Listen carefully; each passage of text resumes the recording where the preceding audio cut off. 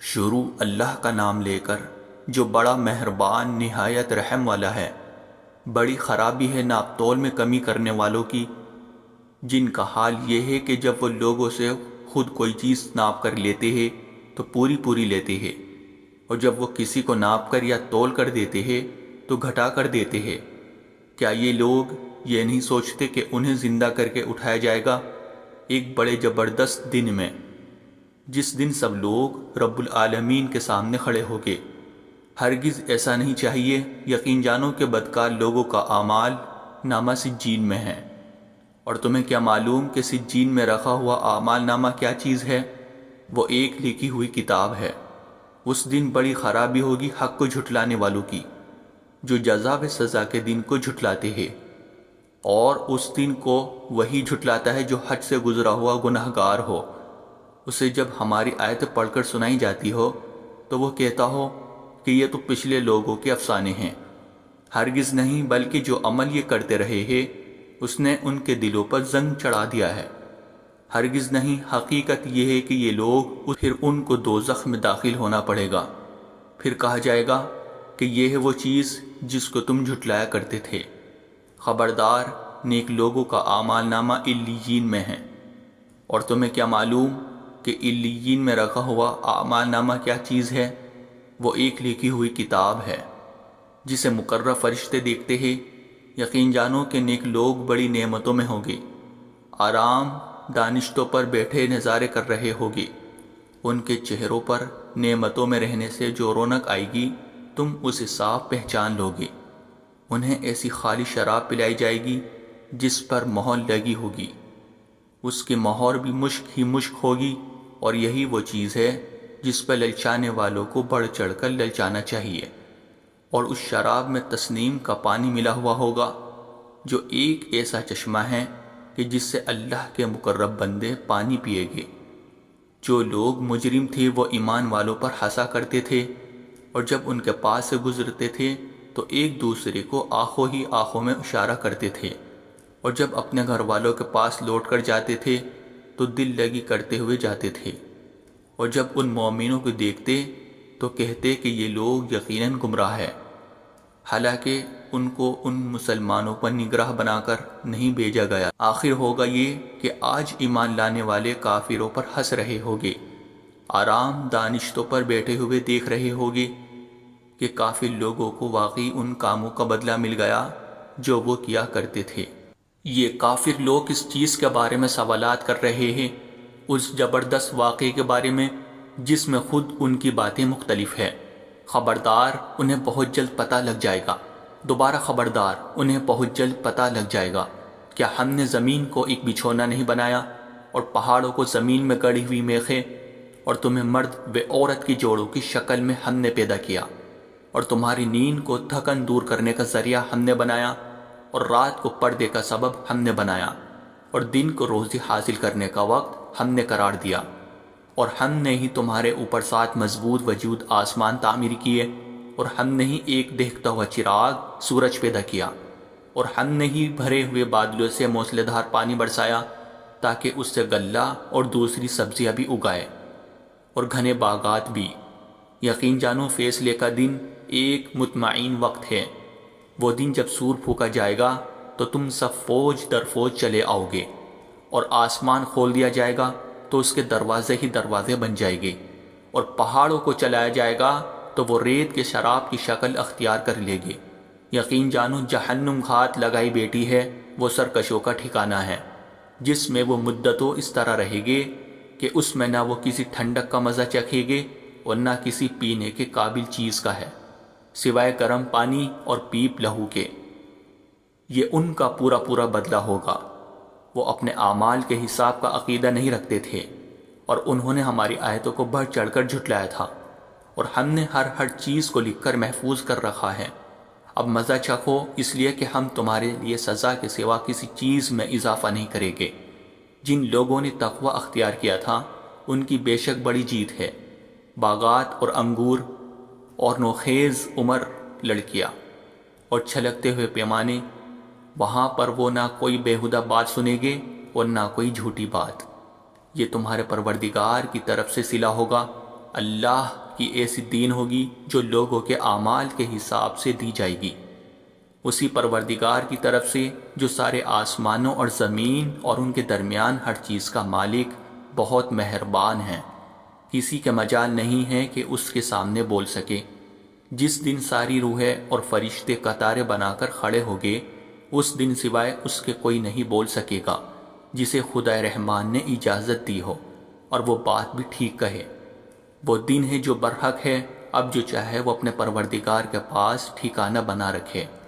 حقیقت یہ ہے کہ ہم نے تمہیں ایک ایسے عذاب سے خبردار کر دیا ہے جو قریب آنے والا ہے، جس دن ہر شخص وہ اعمال آنکھوں سے دیکھ لے گا جو اس کے ہاتھوں نے آگے بھیج رکھے ہیں، اور کافر یہ کہے گا کہ کاش قسم ہے رات کی جب وہ چھا جائے اور دن کی جب اس کا اجالا پھیل جائے، اور اس ذات کی جس نے نر اور مادہ کو پیدا کیا، کہ حقیقت میں تم لوگوں کی کوششیں الگ الگ قسم کی ہے۔ اب جس کسی نے اللہ کے راستے میں مال دیا اور تقوی اختیار کیا اور سب سے اچھی بات کو دل سے مانا، تو ہم اس کو آرام کی منزل تک پہنچنے کی تیاری کرا دیں گے۔ رہا وہ شخص جس نے بخل سے کام لیا اور اللہ سے بے نیازی اختیار کی اور سب سے اچھی بات کو جھٹلایا، تو ہم اس کو تکلیف کی منزل تک پہنچنے کی تیاری کرا دیں گے۔ اور جب ایسا شخص تباہی کے گھڑے میں گرے گا تو اس کا مال اس کے کچھ کام نہیں آئے گا۔ یہ سچ ہے کہ راستہ بتلا دینا ہمارے ذمے ہے، اور یہ بھی سچ ہے کہ آخرت اور دنیا دونوں ہمارے قبضے میں ہیں، لہٰذا میں نے تمہیں ایک بھڑکتی ہوئی آگ سے خبردار کر دیا ہے۔ اس آگ میں کوئی اور نہیں، وہی بدبخت داخل ہوگا جس نے حق کو جھٹلایا اور منہ موڑا، اور اس سے ایسے پرہیزگار شخص کو دور رکھا جائے گا جو اپنا مال پاکیزگی حاصل کرنے کے لیے اللہ کے راستے میں دیتا ہے، حالانکہ اس پر کسی کا کوئی احسان نہیں تھا جس کا بدلہ دیا جاتا، البتہ وہ صرف اپنے اس پروردگار کی خوشنودی چاہتا ہے جس کی شان سب سے اونچی ہے۔ یقین رکھو ایسا شخص عن قریب اپنے پروردگار کے نام کی تسبیح کرو جس کی شان سب سے اونچی ہے، جس نے سب کچھ پیدا کیا اور ٹھیک ٹھیک بنایا، اور جس نے ہر چیز کو ایک خاص انداز دیا پھر راستہ بتایا، اور جس نے سب سارا زمین سے نکالا پھر اسے کالے رنگ کا کوڑا بنا دیا۔ اے پیغمبر، ہم تمہیں پڑھائیں گے پھر تم بھولو گے نہیں، سوائے اس کے جسے اللہ چاہے۔ یقین رکھو کہ وہ کھلی ہوئی چیزوں کو بھی جانتا ہے اور ان چیزوں کو بھی جو چھپی ہوئی ہے، اور ہم تمہیں آسان شریعت پر چلنے کے لیے سہولت دیں گے، لہٰذا تم نصیحت کیے جاؤ اگر نصیحت کا فائدہ ہو۔ جس کے دل میں اللہ کا خوف ہوگا وہ نصیحت مانے گا، اور اس سے دور وہ رہے گا جو بڑا بدبخت ہوگا، جو سب سے بڑی آگ میں داخل ہوگا، پھر اس آگ میں نہ مرے گا اور نہ جیے گا۔ فلاح اس نے پائی ہے جس نے پاکیزگی اختیار کی اور اپنے پروردگار کا نام لیا اور نماز پڑھی۔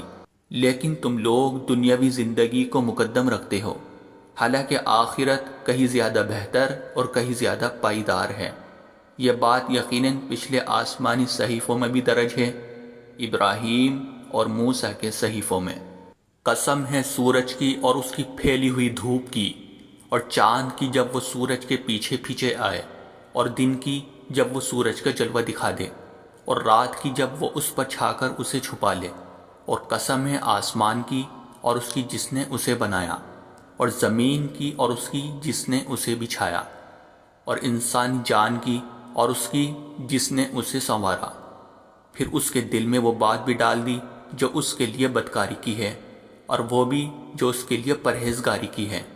فلاح اسے ملے گی جو اس نفس کو پاکیزہ بنائے، اور نامراد وہ ہوگا جو اس کو گناہ میں دھسا دے۔ قوم سمود نے اپنی سرکشی سے پیغمبر کو جھٹلایا۔